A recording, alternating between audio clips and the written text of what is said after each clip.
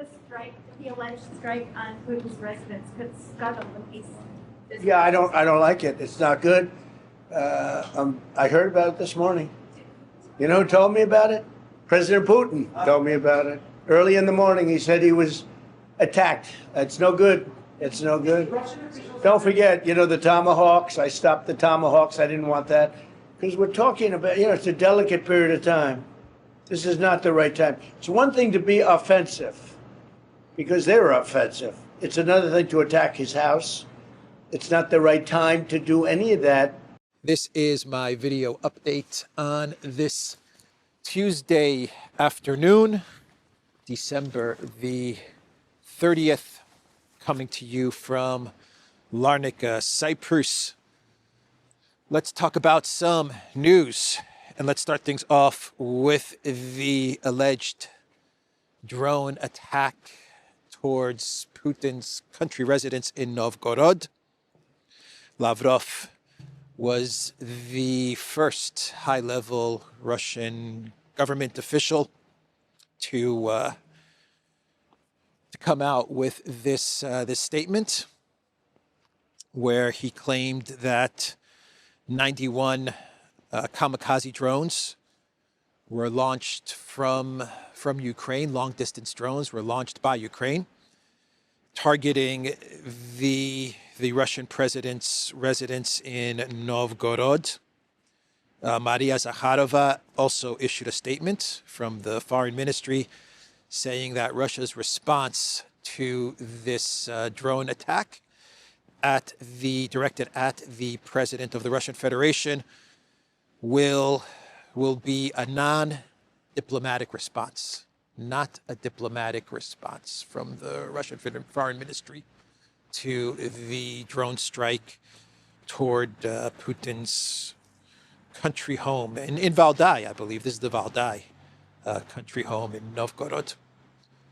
We don't know if Putin was actually at this home. He has said in many interviews that he usually stays at the apartment in the Kremlin, where he is well protected. But he might have been at this residence, or he might have been on the way to this residence.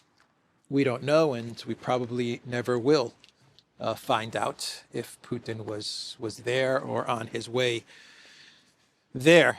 But Lavrov did say that Moscow will review its negotiating position, given that Kiev has fully turned to state terrorism. That is what Lavrov said. Turned to state terrorism. They're going to review their negotiating position. All of the terms for Istanbul Plus June 2024 and root causes, all of that will be reviewed now, given that Russia claims Ukraine launched these drones towards Putin. An assassination attempt, right? That's what we're talking about here, of the president of the Russian Federation. And this happened, according to Russian reports, this happened right after the Green Goblin had wrapped up his meeting with U.S. President Trump, a meeting that did not go well for Ukraine. Everyone is pretty much agreed that the meeting between Trump and Zelensky did not turn out well for Ukraine and for Zelensky. And so the timeline is that right after that meeting, the drones were launched towards Novgorod. And Trump was made aware of this by Putin. They had a phone call the other day, and right after the announcement of the drones was made from Lavrov, then Putin and Trump got on the phone yesterday, and Putin told Trump about the drone strike towards his residence. And according to Ushakov, Putin's presidential aide, Trump was very, very angry. He did not like it. I don't like it. I don't like it at all. That is what Trump said. Not happy. Not happy with what Putin told him. According to Ushakov, The U.S. is going to reassess their position with Ukraine, their negotiating position and negotiating process with Ukraine. This is according to Ushakov. And Trump also said, once again, according to Ushakov, thank God that he did not give tomahawks to Kiev. Trump said that the drone attack on the Russian president's residence will affect U.S. approaches in dealing with Zelensky.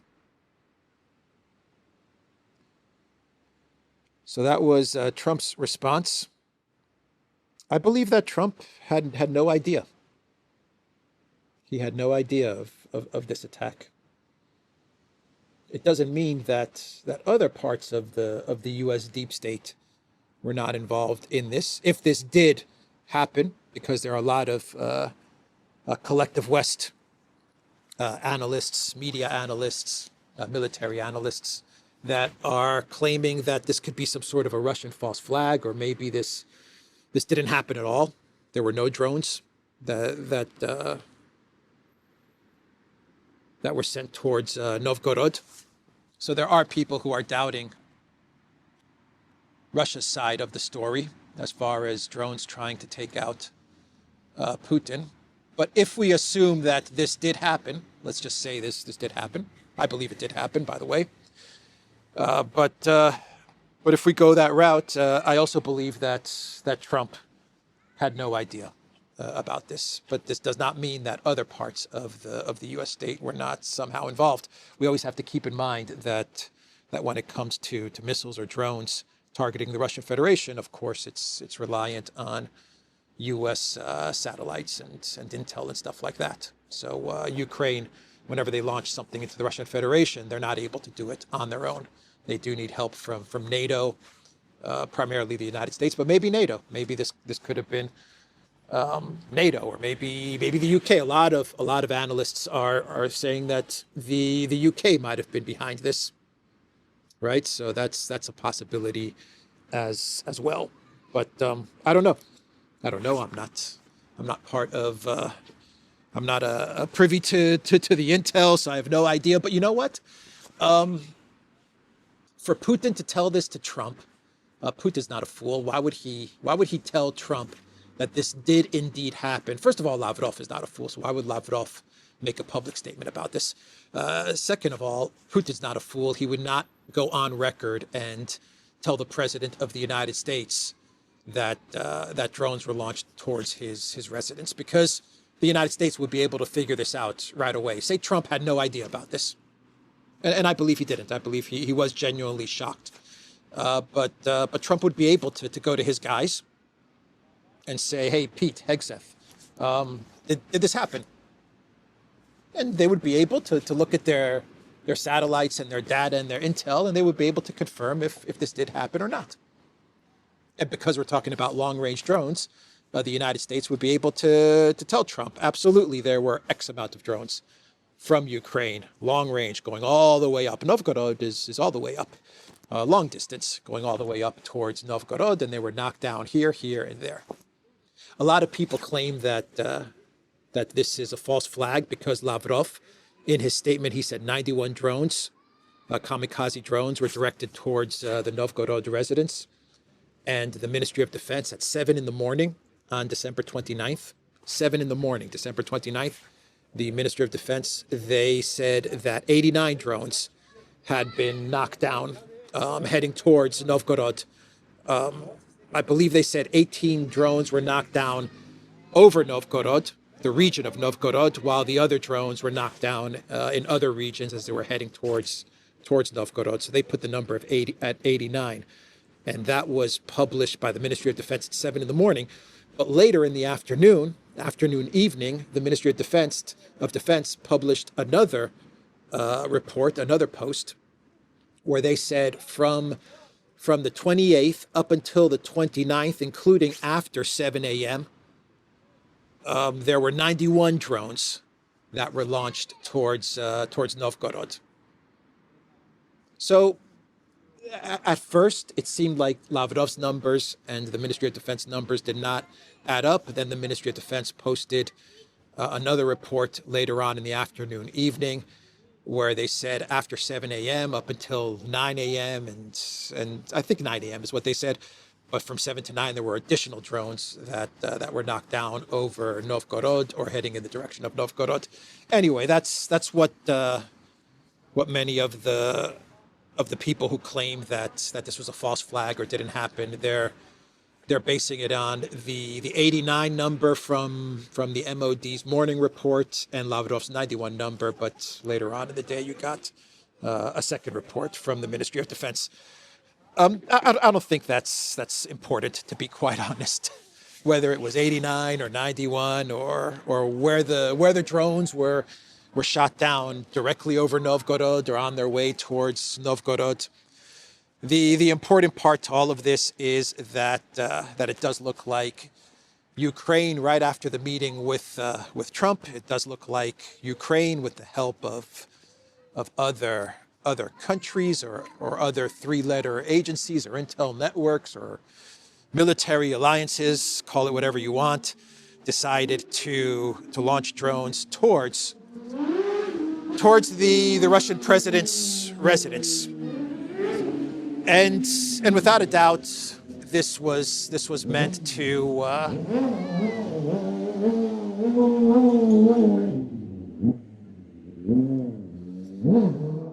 motorcycle noise. Without a doubt, this was meant to sabotage the negotiations between the United States and Russia, right? Because the meeting went so poorly between Zelensky and Trump. If it went well, I would say that you would not have had these drones launched towards Novgorod, but because everything went so poorly, and it does look like Trump and Putin are now on the same page as far as Project Ukraine and the negotiations are concerned, it looks like these drones were launched in order to sabotage things, to derail the progress that the U.S. and Russia are making. So Medvedev said in response to this strike, to this provocation, the stinking Kiev bastards are trying to derail the settlement of the conflict. He wants war. Well, now at least he'll have to stay in hiding for the rest of his worthless life. That is how Medvedev responded to this. I'm gonna sit down here. I'm gonna sit down on my wooden throne.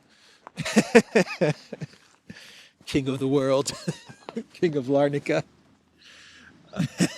Anyway, a lot of countries are actually saying that they support Russia and they're condemning this strike towards Putin.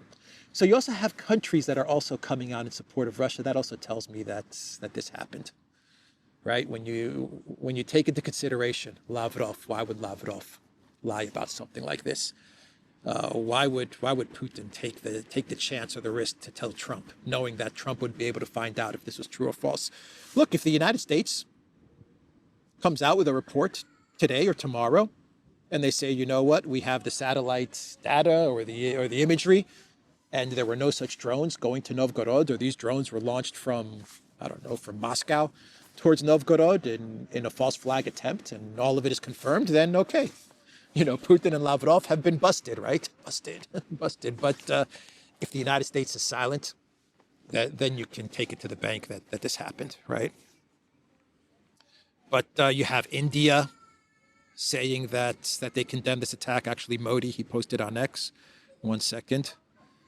Deeply concerned by reports of the targeting of the residence of the President of the Russian Federation, ongoing diplomatic efforts offer the most viable path toward ending hostilities and achieving peace. We urge all concerned to remain focused on these efforts and to avoid any actions that can undermine them.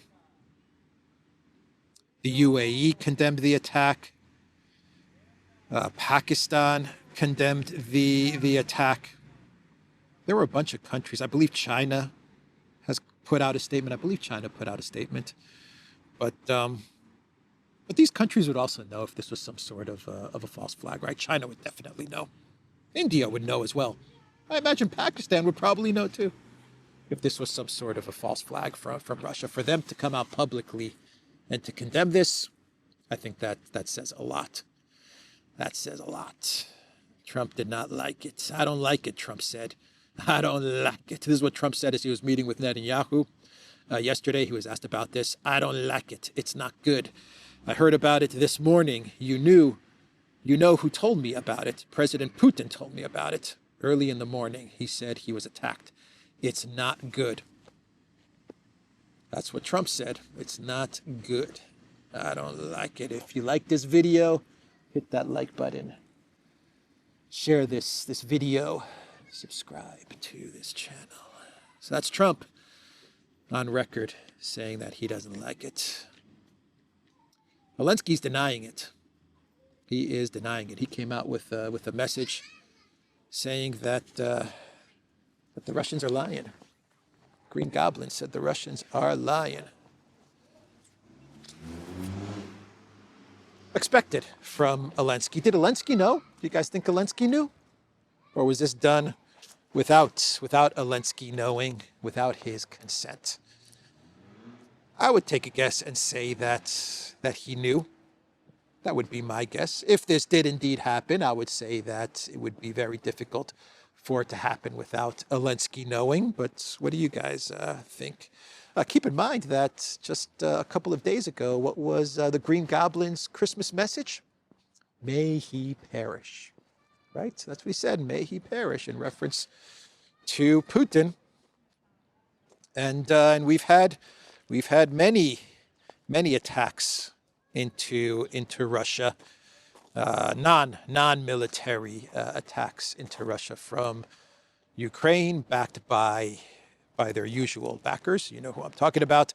The Crimea Bridge attacks. Crimea Bridge is not military infrastructure.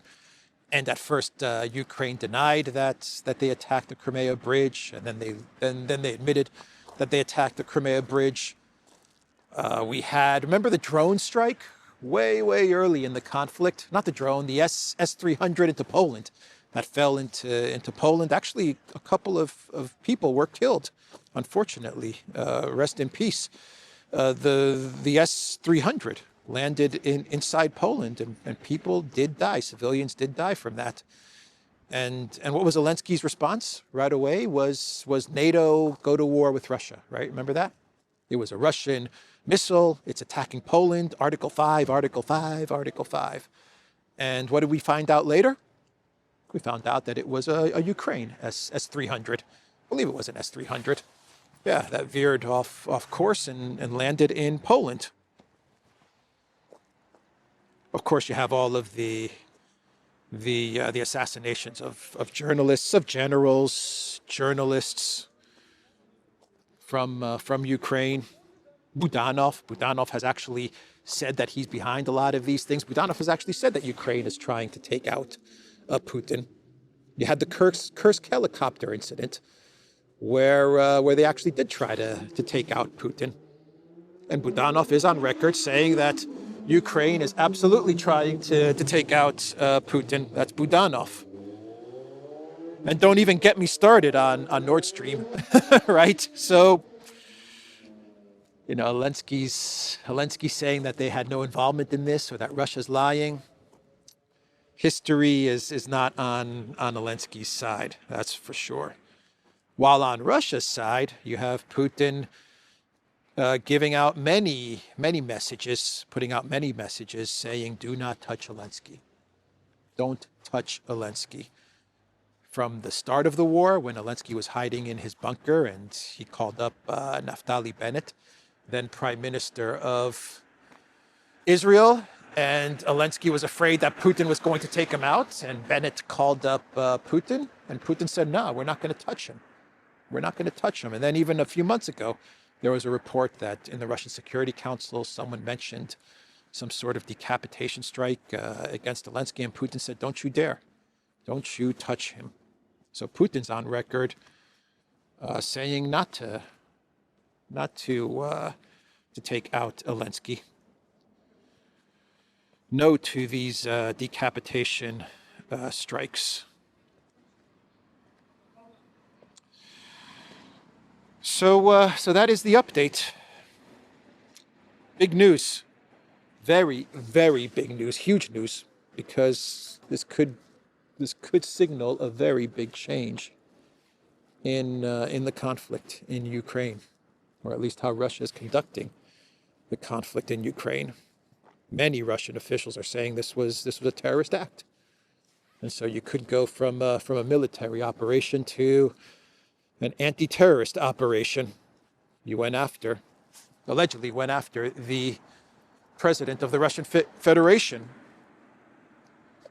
And Ukraine is panicking, and the collective West is panicking. Europe, NATO, the UK, they are panicking because that meeting was a disaster for Ukraine. They did not get the money, the weapons, or the commitment from US President Trump. So the Green Goblin, he decided to do an interview on Fox News with Bret Baier. Bret Baier loves to interview the Green Goblin. Hello, Mr. Bad. How are you doing, Mr. Bad? And Zelensky, well, he wasted no time. He wasted no time going against Trump's statements on territory and on finding some sort of a compromise on the issue of territory. Trump saying that they'll be able to work out the territory issue. Zelensky standing next to him in Florida. Well, Zelensky told Bret Baier there's going to be no solution to the territory issue. That is what Zelensky said. It's not going to happen. He told Baier that agreeing on the 20-point peace plan, which Russia has rejected. So Russia's rejected the 20-point peace plan outright, Zelensky's 20-point peace plan.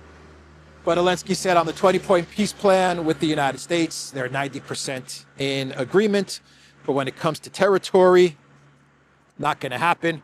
Zelensky said that yes, Ukrainians, 80% or 81% of Ukrainians, they would like to see peace, but he also said that 80 or 81% of Ukrainians do not want to give up territory. So they want to see peace, but they don't want to make any concessions on territory.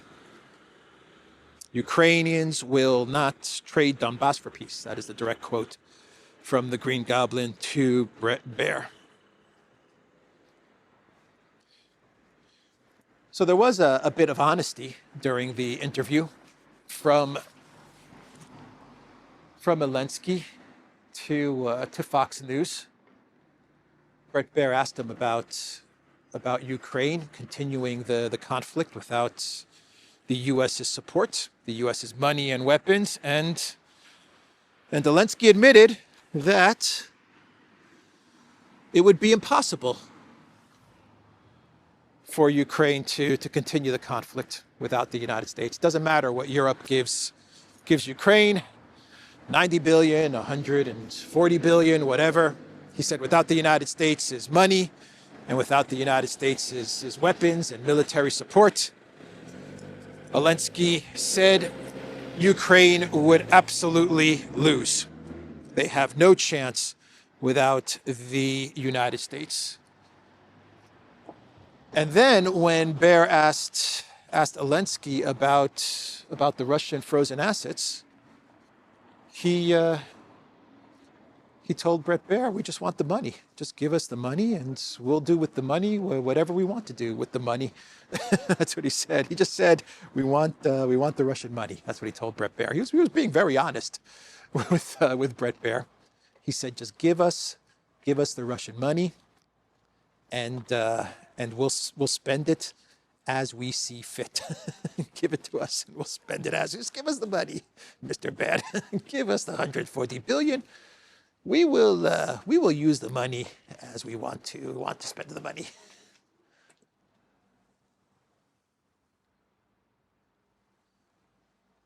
Interesting. So that was the interview with Fox News. the important part of the interview was Zelensky saying that there's going to be no solution on territory. A couple of hours after Trump and Zelensky, well, Trump said that they'll figure something out with the territory. Trump was confident that they'll figure something out with the territory. A couple of hours later, Zelensky goes on Fox News and says, we're not going to figure out anything with the territory. So forget about it. Forget about it. So let's talk about Trump, who was meeting with Netanyahu. And Trump did say that if Iran continues with tries to get their nuclear program up and running, if they try to build a ballistics missile program, if they try to get that up and running, then he said that the U.S. will attack. He said that Israel absolutely has the green light to attack Iran, and the U.S. will be right there. That's what Trump said as he was speaking to the media, Netanyahu by his side. Now I hear that Iran is trying to build up again, and if they are, we're going to have to knock them down. We'll knock the hell out of them. But hopefully that's not happening. I heard Iran wants to make a deal. If they want to make a deal, that's much smarter.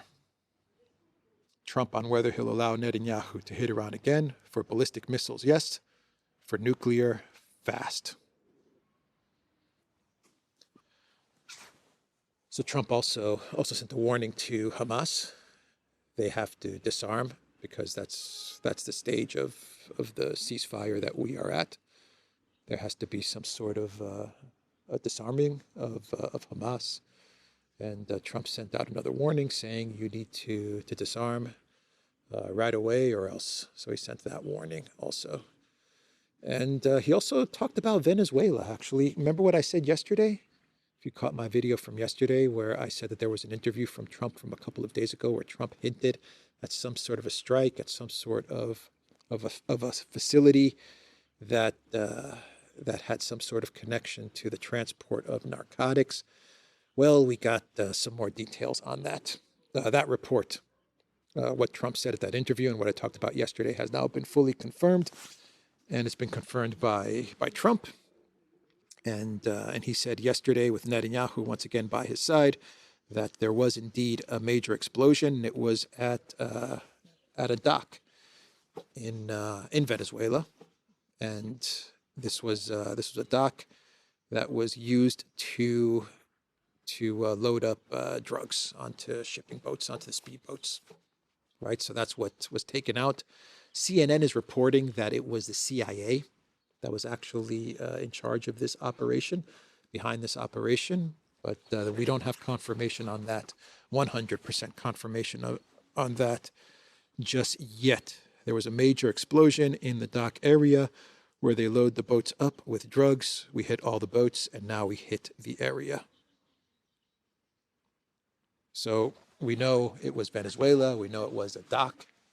Allegedly, that's where the drugs were being loaded up onto the speedboats.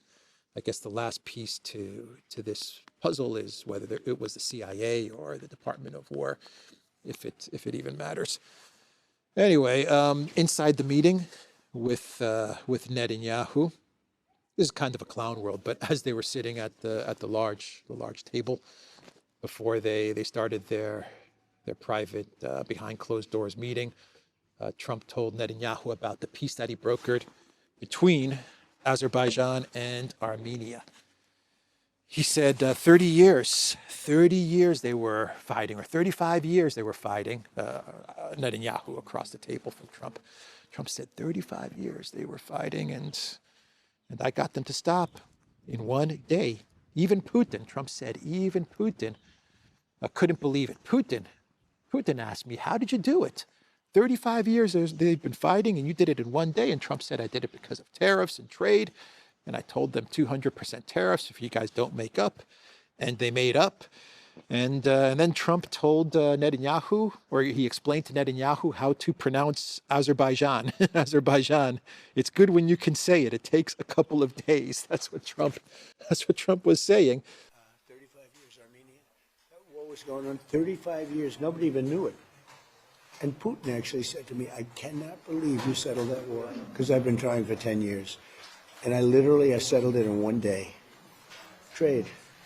They do trade. I said, we're going to cut you off from trade. No more trade. He was always mixing up Azerbaijan, right? That's the funny part to all of this, that Trump was always mixing up Azerbaijan. He was always saying Cambodia or Albania or something like that, right? So that was an interesting exchange. Should have been part of my clown world. But anyway, I've got another story for clown world. Unfortunately, we've got another war that is about to begin. Very troubling development in Yemen. And it looks like Saudi Arabia and the UAE may get into some sort of a conflict over Yemen. So let me try to summarize this. It's very complicated, but I'll try to simplify it if I can. So in Yemen, you have the Houthis. I'll call them the Houthis. That's what everyone knows them as. And they control the capital city of Sana'a. Now, the internationally recognized government of Yemen is in the port city of Aden. And they're the anti-Houthi, let's say the anti-Houthi government. They're supported by Saudi Arabia, or they were also supported by the UAE, right? And it was a coalition of groups, and that makes up the government. And they're the ones that are fighting the Houthis. And this coalition of the government in Aden is now fracturing.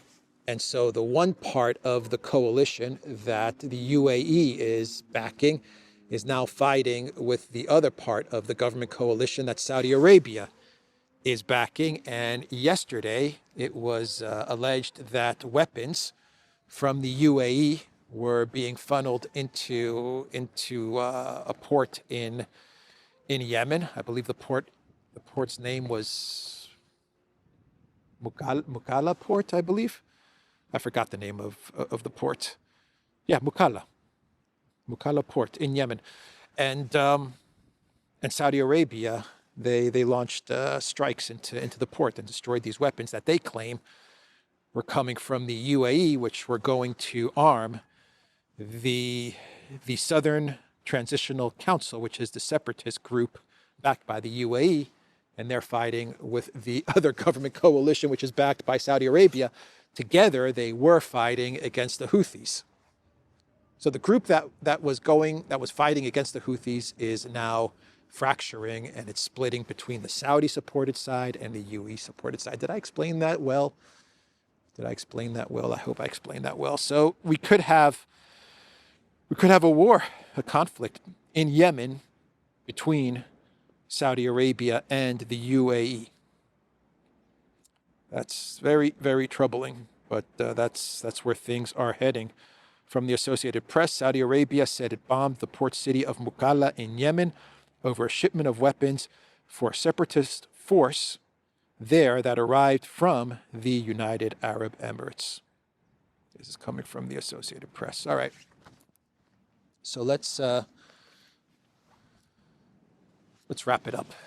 Let's wrap it up there, and we'll do a clown world.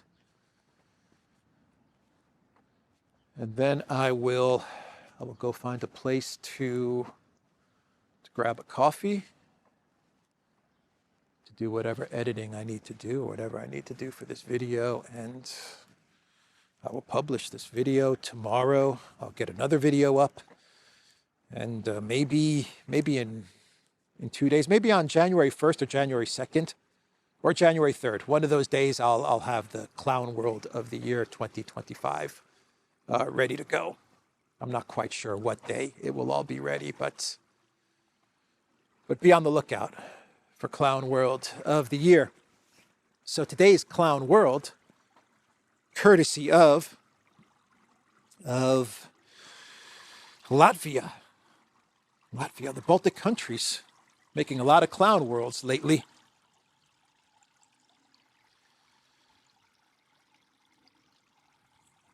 They've built their fence, their border wall. They've built the wall to keep out the Russians. That's right, they built the fence. It's been completed. The only thing left now is to add all of the technology, the monitoring, the cameras, the drones, whatever they're going to add. But the fence itself, 280 kilometers on the border with Russia, that has been completed. Construction is done. Build that wall. Latvia has built that wall. So it's bad news for Russia. Very, very bad news for Russia. That means that they won't be able to make their way to Latvia, right? They won't be able to get to Latvia. Yep. So that's the clown world, everybody. I'll end the video there. theduran.locals.com. We're on X. We're on Rumble. We are on Telegram. Go to the Duran shop, pick up some merch, and check us out on Substack. I will see everyone tomorrow. Take care.